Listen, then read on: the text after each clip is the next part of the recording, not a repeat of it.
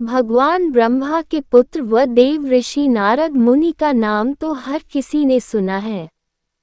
हाथ में वीणा लेकर भगवान नारायण का गुणगान करने वाले नारद मुनि पौराणिक मान्यताओं में परम भक्त होने के साथ संवाददाता भी है, जो विभिन्न लोकों में सूचनाओं का आदान प्रदान करने सहित भगवान की लीलाओं में भी सहयोगी रहते हैं।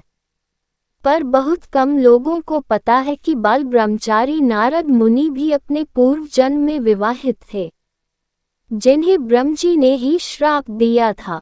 उन्हीं नारद मुनि के 3 जन्मों की कथा आज हम आपको बताने जा रहे हैं, जिसका जिक्र कई पौराणिक कथाओं में है। पुराणों में नारद मुनि के 3 जन्मों की कथाओं का उल्लेख है।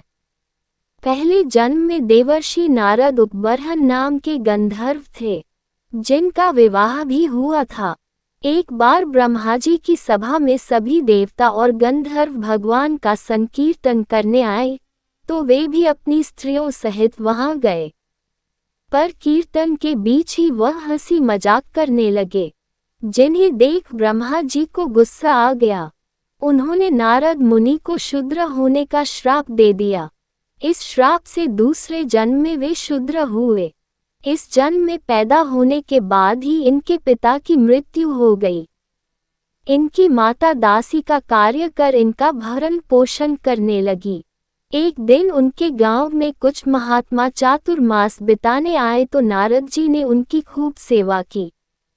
इससे उनके सारे पाप धुल गए। जाते समय महात्माओं ने प्रसन्न होकर उन्हें भगवान नारायण के नाम का जप व उनके स्वरूप का ध्यान करने का उपदेश दिया।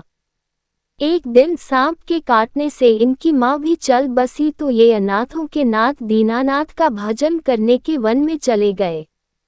एक दिन जब नारद जी पीपल वृक्ष के नीचे बैठकर भगवान का ध्यान कर रहे थे, तब अचानक भगवान इनके हृदय में प्रकट हो गए।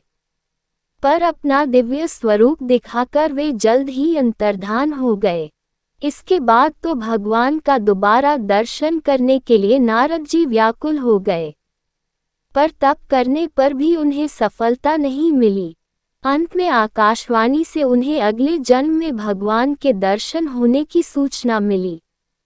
इसके बाद समय पाकर मृत्यु होने पर कल्प के अंत में वे ब्रह्मा जी के मानस पुत्र के रूप में अवतरित हुए, जो भगवान के सर्वश्रेष्ठ भक्त बन उनका गुणगान करते हुए विचरण करने लगे।